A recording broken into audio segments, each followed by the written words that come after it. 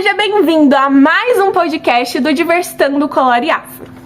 Bom, o Diversitando Colore Afro é a junção de um núcleo e de um coletivo já existentes no Instituto Federal Campus Salto, que eles basicamente se juntaram para realizar ações como esse podcast relacionadas a questões como gênero, raça e sexualidade, que querendo ou não são questões que estão sim interligadas. A gente vai ver um pouquinho disso no podcast de hoje, que foi com uma convidada especial chamada Sami. O podcast foi conduzido pelos também integrantes do Colore e do Diversitas, que são Sael Luiz, Esther Henrique e Isabelle Luiz. A nossa coordenação foi a Williana Ângelo.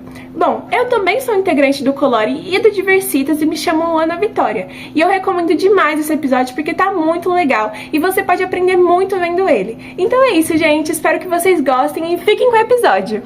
Oi, gente! Tudo bem? Hoje a gente está aqui em mais um episódio dos nossos podcasts. Hoje a gente trouxe a Sami para falar um pouco sobre gênero, principalmente aqui no IFE, né? Campus Salto e também na cidade de Salto e região. Pode se apresentar para a gente, Sami? Olá, gente! Meu nome é Samantha, né? Algumas pessoas me conhecem pelo meu outro nome, que é Ofaquerecan, né? Que é meu nome dado pelo meu santo, né? Que eu sou da religião de Candomblé. Explicando um pouco como que vocês me acham também na rede social, por este nome, Ofaquerecan. Mas que isso?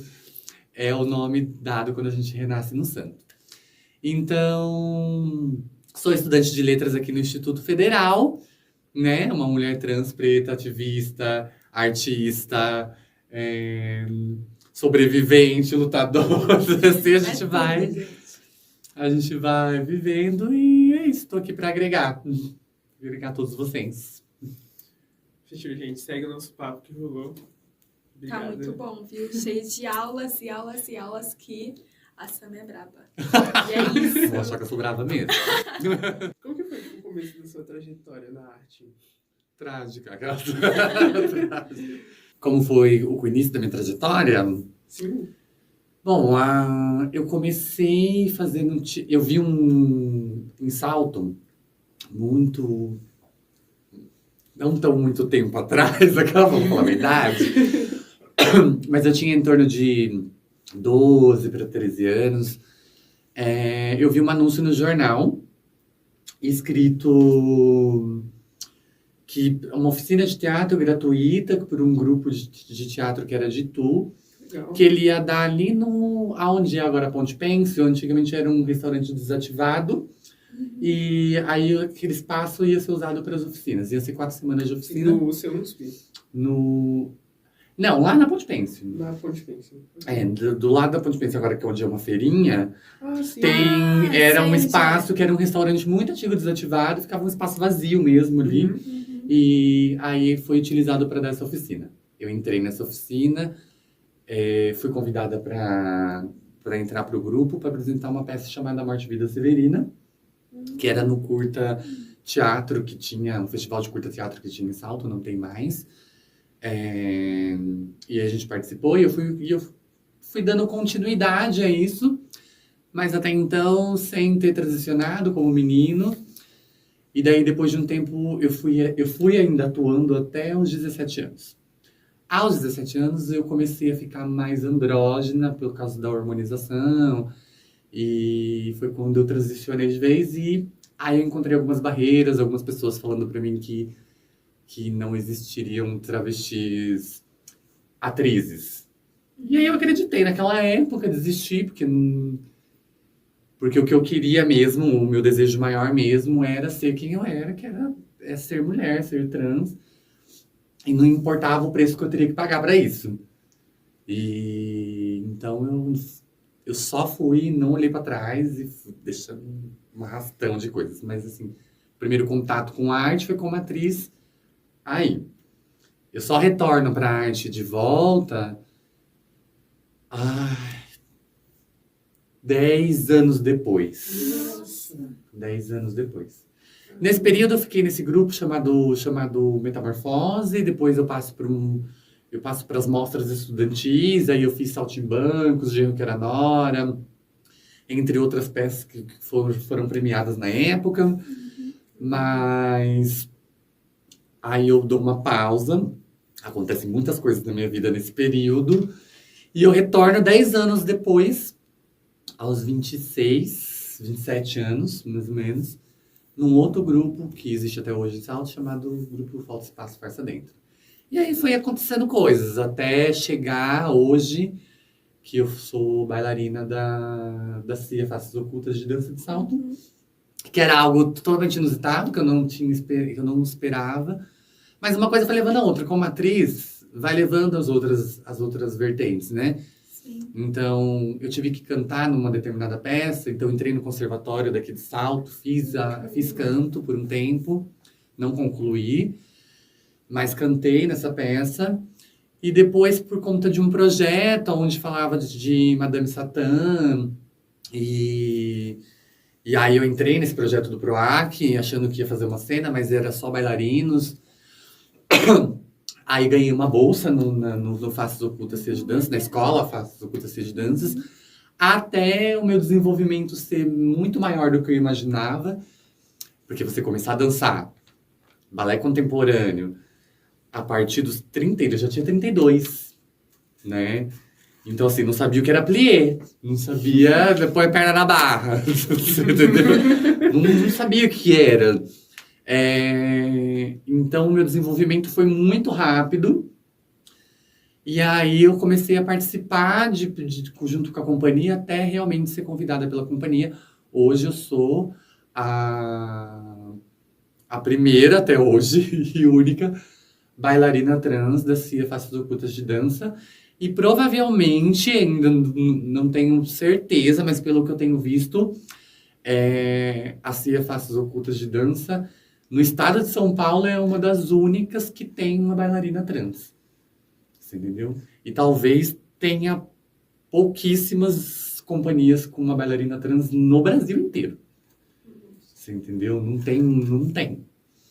Então, assim, tem toda essa questão de não é só arte, é muito mais que isso, entendeu? É uma forma de resistência, né? É resistência, é demarcar território, é mostrar que é possível. Então, eu tô batendo idade, tô batendo cor, né, gênero e condição financeira, né, periférico, religião. Então, eu tô colocando todas... Também eu quis ter todas as minorias para mim, né? Tudo bem. Aí, eu tô colocando tudo isso quando eu tô lá dançando, né? Quando eu estou nessa companhia. Quando você é da companhia Faces Ocultas, você é atriz, você é bailarina, você é slammer. Eu sou slammer. Você é. Sou Eu slammer. lembro. E aí vai acontecendo, a gente vai tentando... Na verdade, assim, a arte é uma expressão. Chega um momento que falar... Eu sou das letras, né? Então, assim... Não basta mais, eu tenho que escrever, daí eu tenho que declamar, eu tenho que atuar, eu tenho que usar o corpo, eu tenho que usar o movimento. Você tem que gritar. Eu preciso aquilo. expressar isso de alguma maneira. E aí a gente vai achando formas, né, dentro da arte para expressar. Mas hoje eu sou muito feliz dentro da companhia Faces Ocultas. Realmente é um desafio. É uma atleta, né? Dançar é muito difícil. Exige muita dedicação com o corpo, e o corpo é toda a minha problemática, né? Sim. Acho que é por isso que não tem muitas companhias no Brasil que existam bailarinas trans, né? Todos os festivais que eu vou, eu nunca vi, quase nunca vejo. Numa companhia profissional, né? Então, porque o corpo para uma mulher trans é uma problemática, é disfórico, né? É difícil de aceitar, é difícil de se encaixar. E aí você trabalhar com o corpo, né, o movimento do corpo. Sim. E fora que eu entro ali fora dos padrões. E é uma coisa que até hoje é difícil para mim, porque existe um padrão da dança. Né? Uma perna aqui, um pé esticadérrimo, né? E eu não me encaixo, porque eu não comecei a dançar nesse padrão do balé clássico. Eu não comecei a dançar quando criança, né? Sim. Então eu não vou atingir esse padrão, eu não vou atingir uma perna mais de 90 graus. 90 graus pra mim já é difícil, você entendeu? E eu não vou... Então, no mundo eu já não vou me encaixar. Fato. Sim. Em lugar nenhum. Eu já vou ser um ponto fora da curva, algo fora do padrão. E aí na arte também você trabalhar esse ponto e ter que aceitar que você também ali naquele lugar você não tá. Foi difícil. Hoje está sendo um pouco menos, mas foi muito difícil aceitar isso. Aceitar minha idade, aceitar minha limitação física e aceitar que mesmo assim eu posso dançar bem e executar um bom trabalho. Né? Imagina. E sem me comparar. Sim. Gente, se compara muito, é inevitável. Né? Então, assim, a gente vê aqueles bailarinos fazendo coisas absurdas e fala assim, eu quero também, não, eu não consigo, eu sou péssimo. Né? E isso me machucou por muito tempo e eu tenho que tomar cuidado, senão isso volta a me machucar, né? Sim. Mas a arte, meu negócio com a arte é esse, né? Sim. Como que foi sua entrada no IFE? Tipo, o que te motivou? Como que você buscou o IFE, assim? No IFE, é assim, eu sempre sonhei em fazer uma faculdade, Sim. mas era algo muito impossível mesmo, sabe? Uma família muito pobre, não tinha a mínima condições dos meus pais ajudarem a pagar uma faculdade.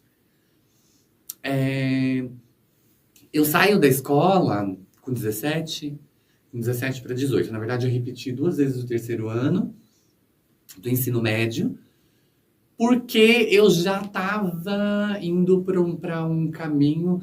Aí não sei se eu posso falar isso, qualquer coisa vocês cortam. Fala o que você quiser. Porque eu já estava indo por um caminho próximo à prostituição. Né? Que era o que esperava na época que eu transicionei, não havia outro caminho para uma mulher, para uma travesti. Então, nessa ressignificação de violência, então assim, eu já estava sofrendo violência dentro de casa, então meu ápice de rebeldia já aos 14 para ir contra meu pai e minha mãe, que era a maior autoridade da gente no mundo, e eu fui contra, e como eu falei para vocês, eu fui sem olhar para trás. Eu enfrentaria qualquer pessoa que fosse contra a minha transgeneridade. Então, eu assumi essa transgeneridade e aceitei os processos que viriam depois. Então, para mim, não fazia sentido eu continuar na escola. Então, a escola eu já não prestava atenção, já era precária. Então, eu fui viver no mundo a partir disso. Dentro desse universo, aos 14, mais ou menos, eu já era adicta. Não sei se vocês sabem que é adicta. Não sabemos. Eu sou hoje uma adicta em recuperação. Adicta vem do latim, aquela professora de letras. Já tá incorporando aqui Então, a profissão. Adicto vem é uma palavra em inglês, mas que vem do latim adictus, né? Esse adictum significa escravo de ou inclinado a algo. Escravo por devedor. Então, assim, era quando uma pessoa ficava devendo muito para uma outra pessoa e ela dava o trabalho dela em troca, ela se tornava escrava daquela pessoa. Essa palavra foi aderida ao vício de drogas aqui, né? Então, assim, adicto no inglês, a tradução para o português seria viciado. Mas daí é muito forte a gente falar viciado, assim, de cara, né? Mas, então foi criada essa palavra adicto no inglês, por causa de Bill e Bob, que criaram uma irmandade anônima, que daí eu não posso endossar essa irmandade, né? Não posso falar o nome, mas uma irmandade anônima muito famosa, muito conhecida, onde trabalha o alcoolismo e o vício em todos os tipos de droga. Então, por isso que a gente usa o termo em inglês, porque foi criado lá nos Estados Unidos. Que vem salvando muitas vidas e eu também fui salvando, porque nesse período da adolescência eu me tornei viciada em cocaína por muito tempo e álcool, né? Então, quando eu chego num processo de totalmente marginalização, que daí eu paro a arte, então nesses períodos de 10 anos é onde eu paro a arte e começo o processo de marginalização de travesti. Então, eu vou tentar ser cabeleireira, não deu certo. Eu vou tentar trabalhar com telemarketing, não deu certo. Começo a sofrer várias transfobias, com questão de banheiro. Então, todo tipo de violência. Então, já apanhei por entrar num banheiro feminino e a pessoa daqui de Salto, de um estabelecimento X, não aceitou a minha entrada lá e me agrediu na frente de policiais que não fizeram absolutamente nada porque concordava com aquilo. E tudo isso foi aumentando o meu abuso de substâncias para poder lidar com aquilo. Lembra que eu falei para vocês que eu enfrento meus pais aos 14? Então, aos 14, ninguém tem estrutura suficiente para encarar o que eu ia encarar. Sim. Então, o uso de substâncias foi o que me ajudou nesse período. Só que eu não imaginaria que eu me tornaria escrava depois. Então, aos 17, quando eu decido parar a escola, já tinha tido 2 overdoses. Já tinha sido internada 2 vezes. Então, assim, eu fui realmente a ladeira abaixo e fui viver, abracei o mundo que era pra mim. Então, qual era o mundo para as travestis? Vou me juntar a elas, que era, até então, o meu conceito de família, o meu conceito de igual. Então, fui, e aí trabalhei em ruas, em pontos, daqui mesmo na cidade de Salto, que eu nasci aqui, sempre fui daqui, e algumas outras cidades.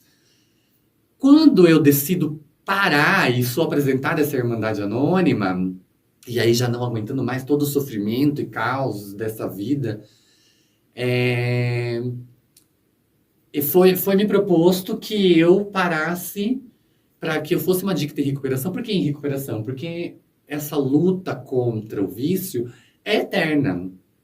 Eu nunca vou estar curada. Eu atravessei uma parede e eu nunca vou poder tomar eu vou tomar uma cervejinha, um licorzinho. Não, nunca. Nunca. Eu tenho que aceitar isso, que tem gente que tem diabetes e não pode comer açúcar. Eu sou adicta, eu não posso tomar álcool, entendeu? Não posso usar nenhuma substância que altere meu humor. Então, eu tinha que mudar de vida. Então, não dava mais pra me andar com aqueles amigos que eu andava, não dava mais pra eu viver de prostituição. Apesar de não ter sido bem uma escolha a prostituição. Sim. Né? Eu precisava da prostituição para me sobreviver. Foi mais o que o sistema, né, Sim, te impôs a ser. Então, não dava. Só que eu imaginei o quê? Todos os meus problemas seriam relacionados a isso. Então, eu achava que o mundo se abriria para mim se eu parasse de usar substâncias, né? Se eu entrasse em recuperação. E aí que a coisa ficou muito louca, assim, entendeu? Porque, assim, viver sóbria no mundo hoje que as pessoas só querem se entorpecer, elas só querem uma alegria artificial. Elas não querem lidar com nada, elas não querem sentir nada, porque hoje nosso mundo a razão é super valorizada e a emoção é super desqualificada, não é inerente, né? Então, hoje a gente ouve o termo emocionado. Ai, fulano é emocionado, como se isso fosse algo ruim. Ser emocionado. Como se ser sentimental fosse algo que te depreciasse. Não é. Só que a gente tá nessa geração assim. Então, foi daí então que eu comecei a procurar emprego e vi que o preconceito ia me bater forte, ninguém queria deixar eu trabalhar, mas aí fui resistindo, fui sobrevivendo, e nesse período que eu entro nessa Irmandade até agora, se passaram mais 10 anos. Né? E são 10 anos que eu não consegui me estabelecer. São 10 anos que eu tô vivendo de migalhas, doações, que eu já tive que voltar para a prostituição mais de 2 vezes, pelas minhas contas, forçadamente, por conta de não ter onde morar. E aí vai entrar várias questões, que daí, nossa, teria que ser um podcast assim, de vários dias. Porque é nesse período que eu vou tentar, eu vou alugar casa, eu vou perder várias casas, eu vou ter recaídas, até eu entrar no Faces Ocultas, até descobrir que esse diretor também tinha uma casa de candomblé, e até eu ficar sem casa, ir morar nesta casa de candomblé, porque eu não tinha onde morar, porque eu tava voltando pra prostituição de novo. E aí, a partir do momento que eu sou acolhida dentro do balé da casa de candomblé, aí começa a mudar algumas coisas.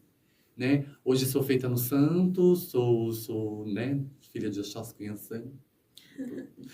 E tudo mudou relacionado ao meu espírito. Então, assim, hoje, o que eu consegui nesses 10 anos em que eu parei a drogadição para tentar entrar dentro da sociedade, aonde eu tô sendo empurrada de volta? Não pensem que tá legal.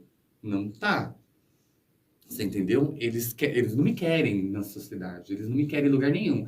Eles não me querem no IFE. A sociedade não me quer no IFE. A sociedade não me quer trabalhando. A sociedade não quer andando de dia. A sociedade não quer usando banheiro. Ela não quer. Ela não quer. E elas vão dificultar a minha vida. Então, assim, eu entro no trabalho de inspetora de aluno, fico 1 ano como inspetora de aluno, não encontro problema nenhum nesse sentido. Os adolescentes, pelo contrário, assim, fui muito mais acolhida do que eu imaginei. E aí que eu decido entrar na educação, que eu decido entrar no IFE. A faculdade sempre foi um sonho, mas muito distante. Mas a partir do momento que eu entrei como inspetora de aluno, eu pude ver uma possibilidade sem ser a arte, porque meu sonho mesmo seria viver de arte, né?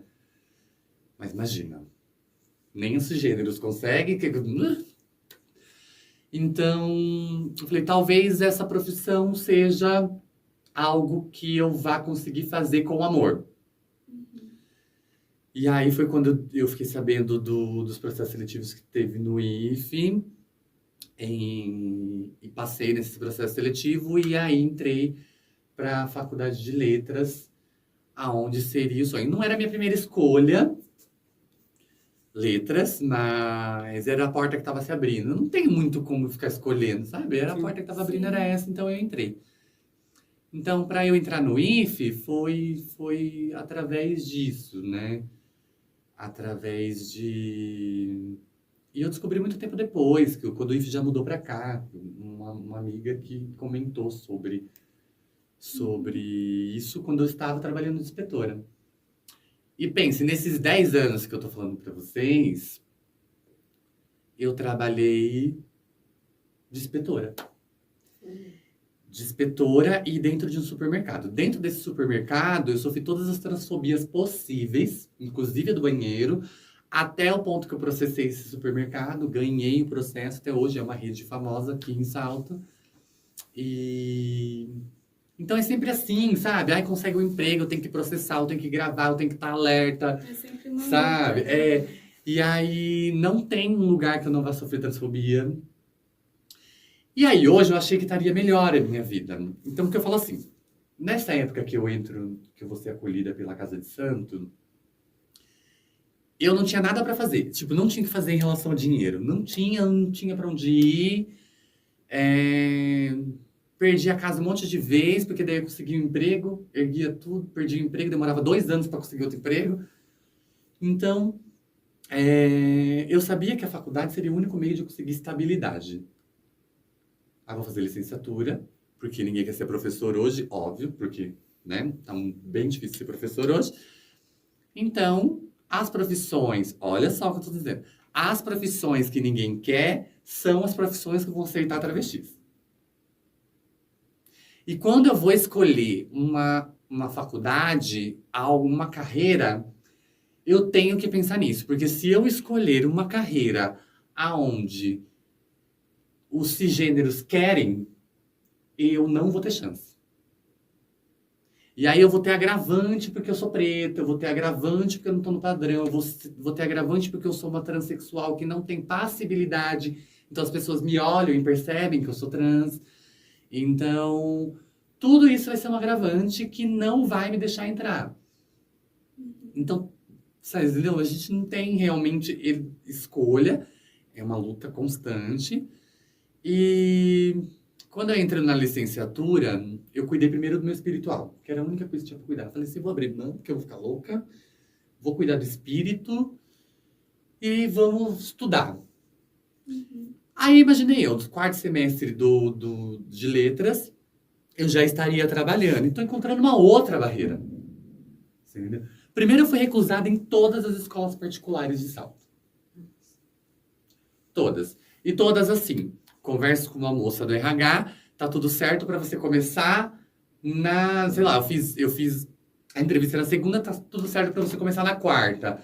Na terça, eu recebo uma mensagem dessa moça que da, o dono da escola, o diretor da escola, falou, ai, não vamos mais contratar ninguém. Nossa. Você tá entendendo? Então, assim, isso mais de uma vez. Então, eu falei assim, escola particular, o aluno não é aluno. Escola particular, o aluno é cliente. Se os pais acham que isso é educação para os filhos dele, aí é um problema desses pais que vai só criar pessoas mimadas, pronto, falei, entendeu? E mal educadas. Que acham que vão poder tudo pelo seu dinheiro. Mas eu vi que ali eu não vou ter chance. Aí eu vou pro estado. Então eu fiz lá uma inscrição no emergencial da diretoria de ensino de Itu. E aí, qual é a realidade da escola pública hoje? A gente vai... professores faltando a rodo. E aí, né? Atestado porque tá com burnout, porque tá com problemas psicológicos. Enfim, todas essas comorbidades que vai cometendo os professores. Muitas faltas. Não tem professor substituto. Só que para isso eles precisam abrir um contrato para mim. Eu tudo bem ser professor substituto. Só que eles não querem abrir. Ah, qual é a desculpa? Ah, porque eu só posso abrir 3 contratos por escola, nessa escola já tem? Não tem. Não tem, gente. Ah, porque a gente tá precisando, você é professora? Sim. Aí a escola seguinte diz assim, ah, quando você pode começar? Eu falei assim, então, preciso que abra meu contrato, porque agora eu não abri. Que é um contrato que vai ser minha sede, aquela escola, onde aquela escola vai fazer seus pagamentos. Ah, não, mas você não tem contrato, mas a gente não tá abrindo contrato. Vocês não estão precisando? E por que não estão abrindo contrato? Exato. Você entendeu? Não estão abrindo contrato mesmo para todo mundo ou não estão abrindo contrato para mim? Você tá entendendo? Gente, e aí tem gente ainda que tem a cara de pau de falar que não tem preconceito, que hoje tá melhor. Eu tenho Nossa, vontade de dar sim. Sabe? Quando alguém fala isso. Exatamente. Eu tô mulher pra você que vive na sua bolha. Você entendeu? Aham. Não tá melhor, gente. Não tá. Tá pior, na verdade. Tá tudo muito extremo. Exato, porque eu acho que como entrou nessa onda, né, de, tipo, falarem que hoje em dia tá tudo melhor, as lutas pararam, né? Tipo, as greves, tudo, sabe? Que era mais violento, mas que realmente, tipo, gerava algo, né? Uhum. Pararam. Então, a gente meio que, tipo, estacou em um ponto ali e a gente tá, né, até agora. Exatamente. Então é isso. Ainda hoje, falar pra vocês até o dia de hoje, né, que a gente tá fazendo esse trabalho, eu tô com portas fechadas. O que eu vivo hoje? Gente, eu vivo eu moro na casa da minha mãe, que não tem condições nem de se manter sozinha, você entendeu? Então, que dirá me manter também, eu tenho que ajudar dentro de casa, né? Porque eu moro na região periférica, enfim.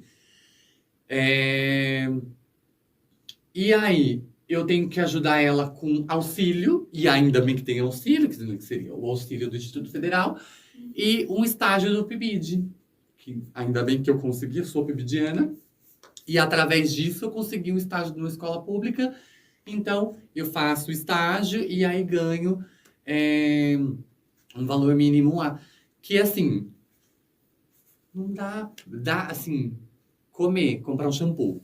Você entendeu? Não dá pra mim planejar a vida, sabe? Se meu dente hoje doeu, eu não tenho como ir no dentista. Tem coisas que não tem no SUS. Entende? Se meu tênis rasgar hoje, eu não tenho como comprar. Você entendeu? As pessoas não entendem isso. E aí, fora várias outras coisas que a gente acha que não tem direito. Então, por exemplo, eu não sei quando foi a última vez que eu entrei numa loja pra comprar uma roupa que eu queria da loja. Tudo é cortado, rasgado, é de brechó. Daí o povo fala assim, você é estilosa. Eu tenho que ser. Eu não tenho que escolha a gente tem. Você entendeu? Então, isso tudo vai impactando na sua autoestima, na sua disforia, na falta de sonho, nessa prisão que a gente fica. Porque, assim, se você não tem emprego hoje, você praticamente está sendo excluída da sociedade. É a forma mais eficaz de me excluírem da sociedade é não deixarem eu entrar no mercado de Sim. trabalho. Exatamente. Porque daí eu não posso sonhar, eu não posso planejar, eu não posso... Você lembra quando teve a abolição da escravatura e aí, né, os fazendeiros, os antigos falaram assim, então, vocês são livres, mas vocês não vão poder, mas eu não vou contratar vocês, entendeu? Eu vou pagar um salário, mas eu vou trazer os europeus, os italianos de lá daquela casa deles lá, e aí eles vão trabalhar. Então vocês são livres, mas se virem pra poder comer, entendeu? Fica aí no Livre pra campo. miséria. E deixou lá na miséria, deixou nas favelas, entendeu? Sim. Então, é a mesma coisa hoje, não mudou.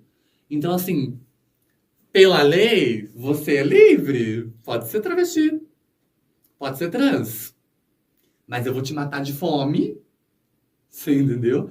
Você não vai frequentar os lugares que eu frequento, você não vai estudar na escola que os meus filhos estudam, você não vai.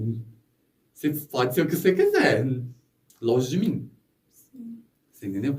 E aí agora eu tenho feito esse movimento contrário. Então, assim, é muito cansativo, mas eu faço isso sem perceber, entendeu? Quando eu vejo, eu já tô lá me enfiando nos lugares que eu não devo, que não me querem.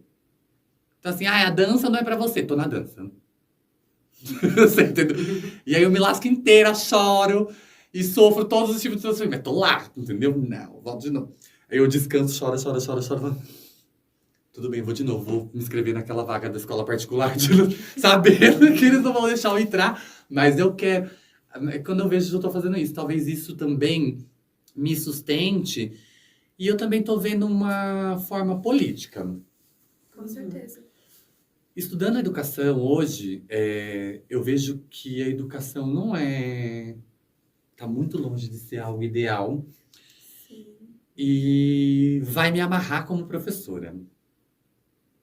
Você entendeu? E eu, particularmente, apesar de gostar do ensinar, eu gosto muito mais do humano. Uhum. Então, eu tenho muito mais interesse pela vida social daqueles alunos e como aquilo está impactando no estudo dele, do que realmente em bater uma meta, Sim. sabe? Então,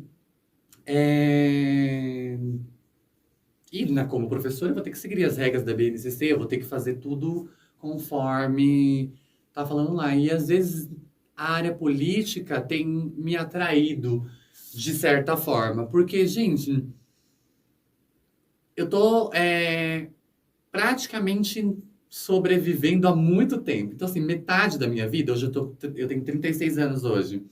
Então, metade da minha vida foi sobrevivência. Eu não quero passar a outra metade sem sobreviver. E sem viver. Viver de fato, né? Lazer, dignidade, moradia, né? Trabalho, arte, enfim. Então, talvez as portas que eu esteja esperando que se abram, ninguém vai abrir além de mim. Entende? Então, talvez eu tenha que... Talvez não. Eu tenho visto que eu tenho que parar de esperar do outro e abrir essas portas por mim mesmo. Dar um pezão na porta assim, entendeu? Então, é o que eu tô fazendo. Então, assim, eu faço parte da Rede de Mulheres Negras do Brasil, Rede Nacional de Mulheres Negras do Brasil. Vou participar da segunda marcha que acontece a cada 10 anos lá em Brasília, onde a gente une forças com mulheres negras e mulheres transgêneros, une forças com todas as vertentes de mulher para poder lutar contra todo tipo de preconceito. Porque quando uma mulher trans é ferida, não é só uma mulher trans. É todo um coletivo. Você entendeu? Porque isso vai atravessar a mulher cisgênera, isso vai atravessar a mulher preta, isso vai atravessar a mulher branca. Não vai parar em mim. Uhum. Entende? Esses ataques políticos contra as mulheres trans, tá muito claro que não vai parar nisso. E eles têm medo da garra que a gente enfrentou por isso. Então, assim, a política tem muito me atraído, Não é algo que eu gostaria, que no início eu gostaria de fazer, porque como artista eu queria me dedicar à arte, mesmo que paralelo. E dentro da política talvez eu não tenha tempo hábil para poder fazer outras coisas. Fora toda a violência que uma mulher trans sofre dentro dos parlamentos, né? Sim. Então, pensando por este lado, eu fui muito resistente, porém eu não estou enxergando outras maneiras. Então, talvez a política seja algo onde eu possa ter ser mais ouvida e fazer coisas mais efetivas, com mais significação para essa cidade ou para a nossa comunidade, enfim. Não sei o que o futuro reserva nesse sentido, mas atualmente tenho feito muita política nesse sentido, né? No sentido de liberdade religiosa, liberdade de expressão, liberdade de ir e vir, liberdade da mulher. Então, tenho lutado bastante nesse sentido. E como você, tipo, achou ao entrar no IFE, ao fazer a prova pro IFE, que o seu gênero ia ser visto aqui, ia ser, tipo, tratado aqui? Porque a gente tem muito uma visão que o IFE, né, é, tipo, uma escola federal, né, então, em tese, seria mais, como eu posso dizer, mais inclusiva, né? Uhum. Só que na prática a gente vê que, tipo, nas salas de aula, né, nos técnicos, ainda tem muito esse limite, né? Que, tipo, só tem homens brancos, nos núcleos de ciência que tem aqui, só tem homens brancos. É muito raro você ver uma mulher, um preto, né? Então, assim, como você achou que seria isso e como foi? Ai, meu Deus! Eu vou ser expulsa do IFE, né? Gente, não, Eu não sabia o que esperar, na verdade, quando entrei, né? Quando eu fui chamada, né? Que eu tinha conseguido a vaga. Eu achei que seria menos dificultoso. Achei mesmo. Achei que é um ambiente universitário, as pessoas são mais pra frente, né? Tipo, imaginei eu que seria menos dificultoso, mas eu encontrei imensas dificuldades. Bom, para começar, não tinha outra aluna trans. Não teve na grade de licenciatura ou de ensino superior. Aí, assim que eu entro, eu descubro uma professora do ensino médio, né? Que é daqui do ensino médio. Que é transgênero, né? Mas não havia outra aluna até então. Eu falei, beleza, entrei. Mas era muito engraçado que quando eu entrei, os professores ficavam assim, ó. Nossa, que legal você aqui. Nossa, que... Parecia que tava todo mundo muito feio. Os professores daqui, eles entendiam mais do que eu o que significava a minha presença ali. Entende? Eles já sabiam do que significava ter aquele corpo estudando uma licenciatura. Né? Então, assim... E me ajudaram muito, assim, só não desistir por causa dos professores mesmo, entendeu? Porque eu encontrei enormes barreiras, assim, barreiras de... Por exemplo, eu tenho muita dificuldade com tecnologia, muito, assim, entendeu? E não tenho computador, aí eu não sabia mexer no Moodle, eu não sabia mexer no... E aí era resistente também a isso, tenho dificuldade para aprender. E aí eu fiquei enlouquecida com aquele monte de coisa que eu tinha que fazer, aquele monte de sistema. Ainda hoje eu fico, mas hoje é menos. E então, assim, me sentia uma analfabeta. Me sentia, sabe, totalmente analfabeta. Falei, gente, parece que todo mundo sabe mexer um pouco com tecnologia, eu não. Então os professores me ajudaram com isso, tiveram paciência com isso. Só que daí os alunos... Talvez alguns alunos, ou os meus colegas, né, não saibam pela idade muito jovem ou pelos grau de privilégios que eles têm. Eles não entendam, não saibam, ou também não queiram entender, e aí também não me importa, entendeu? O que representa eu estar ali.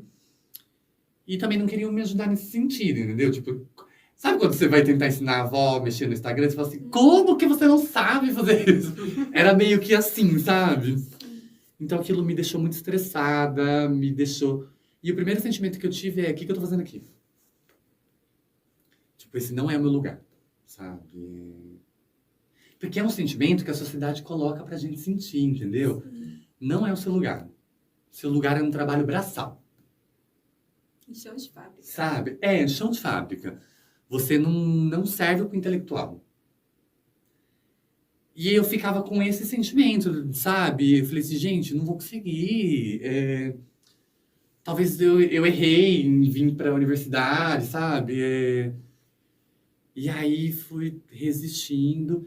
Encontrei problemas, assim, conflito de gerações, né?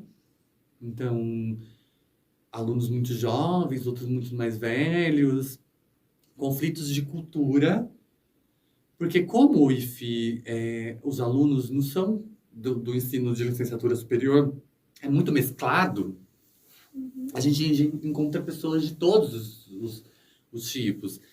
Então, há um conflito de geração, um conflito de cultura, um conflito de... muito conflito. Então, a gente conflitou, assim, diariamente. Assim, o meu primeiro ano, eu odiei a faculdade. Vou ser bem sincera pra vocês. Eu detestava vir pra cá. Eu não me sentia parte, eu não me sentia acolhida, eu não me sentia capaz.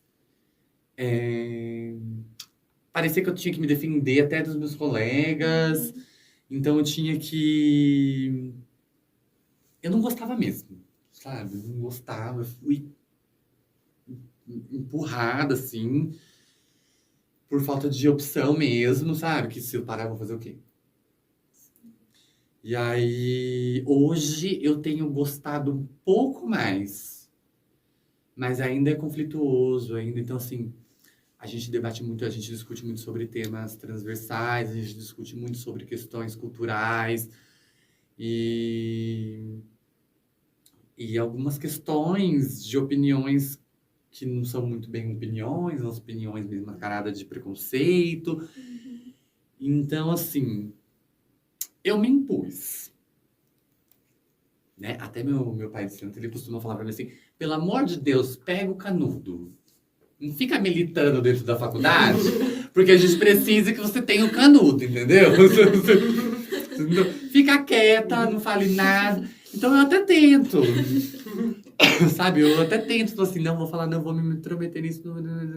Mas algumas vezes eu não consigo, tô lá brigando com todo mundo, com a sala inteira.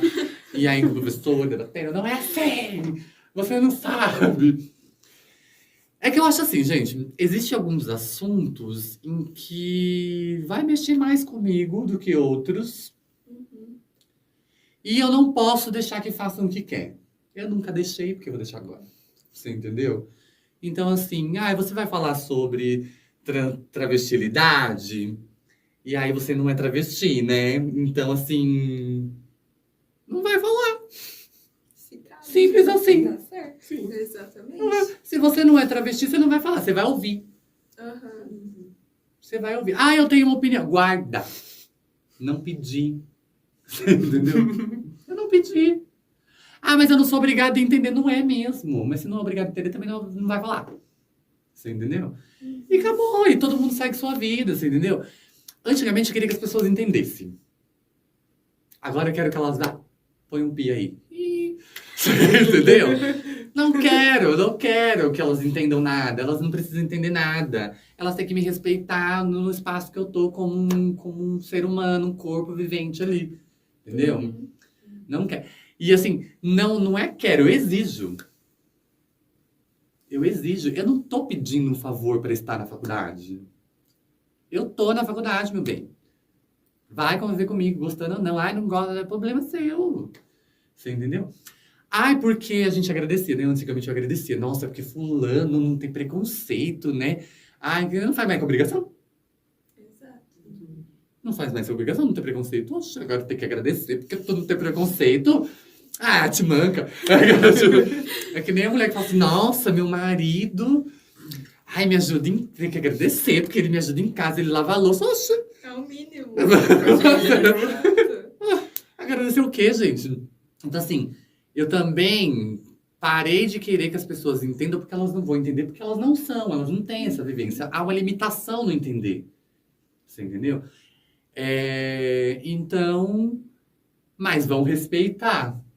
Você entendeu? Vão respeitar. Eu tô exigindo isso, né? E aí eu me coloco nesses lugares. Às vezes, quando tem discussões sobre travestilidade, transgeneridade. Então, a minha turma já sabe. Dependendo do que você falar, você vai arrumar problema e vai arrumar problemão, entendeu? E aí vai outros assuntos, entendeu? Que daí eu não aguento. Aí vai falar sobre racismo estrutural. Aí vem um povo falando sobre meritocracia. Eu já quero dar... Tum. Não vai falar. Não vai falar. Vai estudar. Vai pro Google. Você entendeu? Então... Porque às vezes eu fico assim, nossa, velho. Você pensa isso mesmo? Você vai ser professor! A educação tá perdida. A educação tá... Mas é isso, Mas eu tenho tentado evitar o conflito, porque a faculdade, eu vou passar muito tempo aqui, né? E se eu pegar DP, eu vou ficar mais tempo aí. Então, eu tenho evitado certos conflitos, porque eu preciso do diploma. Ai, que coisa horrível! Você só quer o diploma. Nós precisamos. O povo preto precisa de pessoas formadas, porque se a gente não tiver um diploma, infelizmente, não vão nos ouvir. Sim. Infelizmente, mais portas vão estar fechadas. Você entendeu? Então, a gente precisa, assim, colocar que a intelectualidade é para nós também e que a gente é capaz de ter esse diploma e depois do diploma usá-lo para militar, usá-lo para o ativismo, né? Porque às vezes eu tô gritando aqui de baixo, eu não vou ser ouvida. Exato. Entendeu? Mas mais lá pra frente eu vou conseguir, de fato, ser ouvida. Infelizmente, o nosso mundo é assim, capitalista. Enfim, o que vai contar é o seu cargo, né? O que vai contar é o seu diploma, é o seu papel. Não tem muito como fugir disso. Mas a gente precisamos que entre mais transexuais, pessoas pretas, pessoas de comunidade e que concluam. Eu acho que a mais dificuldade é concluir. É o dar continuidade, sabe? Porque, gente, eu até tive uma discussão relacionada ao IFE, a esse sentido, assim. Basta você dar bolsa? Aí a gente tem uns projetos de alguns professores aqui sobre educação emocional e tudo mais. Aliás, o Instituto Federal deveria ter... Eu fiquei sabendo que tem psicóloga, mas eu nunca vi ela. Então, assim... Ela tá de licença faz anos. A licença eterna, vou acabar minha faculdade e eu tô a pessoa perturbada. Mas, assim... Porque, gente, tudo afeta a educação. Tudo. Então, assim, eu preciso tratar o que atravessa o meu ensino, o que tira a minha concentração.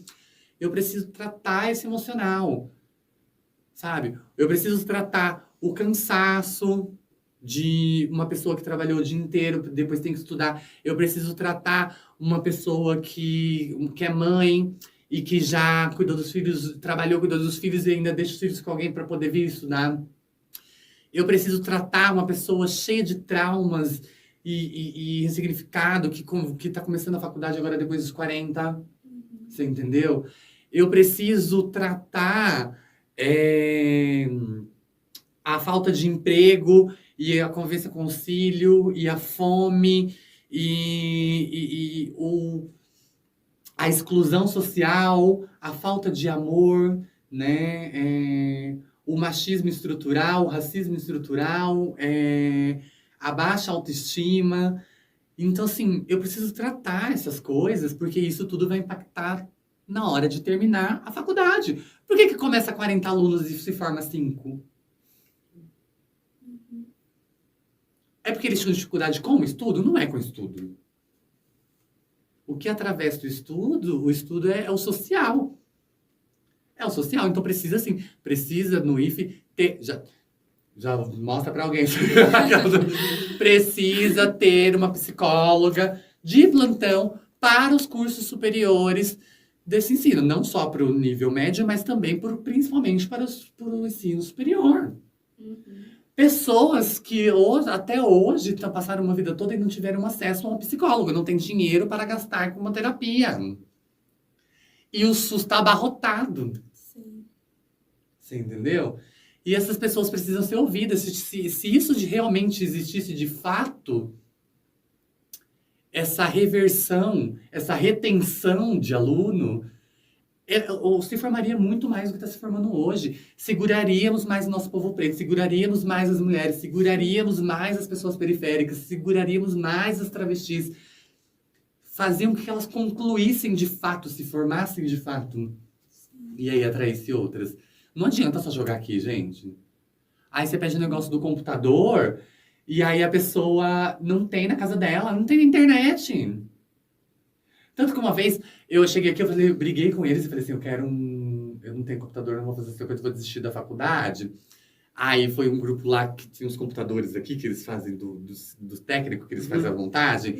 Aí eles me deram um, que nunca funcionou. Mas assim, eles me deram, você entendeu? Eu ficava olhando pro computador e falava assim, tá, mas agora, gente, não basta só me dar o computador, porque eu tô olhando pra ele e tô vendo tudo eu não sei mexer nisso aqui. Então, olha quantos processos. Eu precisava de um computador, consegui. Aí eu precisava de alguém que me ensinasse o computador, a mexer no computador. Dentro de uma universidade federal, aonde a base é tecnologia. Por que esses alunos de tecnologia não têm um projeto, ou essa faculdade não tem um projeto para ensinar essas pessoas que têm dificuldade com tecnologia? Por que não existe pessoas especializadas, ou de boa vontade, ou grupos de extensão sobre essas faculdades, esses cursos, que possa fazer esse intercâmbio de ajudar alunos que acabaram de chegar na licenciatura a mexer no Moodle como um tutorial, como um curso mesmo. A mexer no Moodle, a mexer no Swap, a mexer nos sistemas, a fazer um slide, né? Que é muito utilizado nos seminários. Por que não tem? Você entendeu? Tá muito fácil para conseguir isso aqui. É um plano. É muita coisa. Então, assim, gente, não basta só dar bolsa. Tudo tem que ser pensado. Você entendeu? Ai, basta você dar um emprego, só dar um emprego para travesti e ela sofrer todo tipo de transfobia dentro daquela empresa? Ah, mas eu já fiz minha parte, já dei você que se vire. É fazer sua parte? É só fazer sua parte dessa maneira? Você entendeu? Ah, eu dei a vaga, o resto que se vire? Não é assim. Então, o Instituto Federal tem sido bom, por um lado, e eu tenho visto muitas melhores, e canais como esse que vocês estão fazendo aqui, talvez dê voz para ideias de que eu não conseguiria mostrar isso para uma outra pessoa. Então, gente, vamos melhorar nisso? O que a gente pode fazer da tecnologia com quem está começando a licenciatura agora? Como que a gente pode fazer para reter essas pessoas periféricas que estão chegando no ensino superior e estão desistindo? Você entendeu? Como que a gente vai fazer com essa questão psicológica, psicossocial, emocional, né? Que tanto atravessa o estudo das pessoas do ensino superior, que faz elas entrarem em esgotamento. Como que a instituição pode fazer, o que ela pode fazer, o que está dentro do plano dela, o que a gente pode conseguir em relação a isso? Para melhorar a vida dos alunos, para que se formem mais pessoas, tenha menos desistência e que seja atrativo fazer esse ensino superior. Sim. Você entendeu? Então, assim, tem muito que melhorar e, assim, votem nessa máquina. Votem nessa manta no Instituto Federal. Não, mas é isso. Essa é a realidade hoje do Instituto Federal daqui, né? Só posso falar daqui. E como eu venho me virando em relação a isso. Encontrei dificuldades que poderiam ser melhoradas, mas, enfim, estamos no processo, estamos aí na luta. Né? E outras virão. Assim, Sim. E chegamos ao final da nossa parte 1 da conversa com a Sami. Mas não fique triste, porque ainda não acabou. Esse podcast continua numa parte 2, que já vai estar disponível nos canais do YouTube e do Spotify do Diversitando Color e Afro. Só não esquece de curtir, comentar e compartilhar muito esse primeiro podcast. Vai ajudar muito a gente e muita gente precisa ouvir mais sobre esses assuntos. É isso, um grande beijo!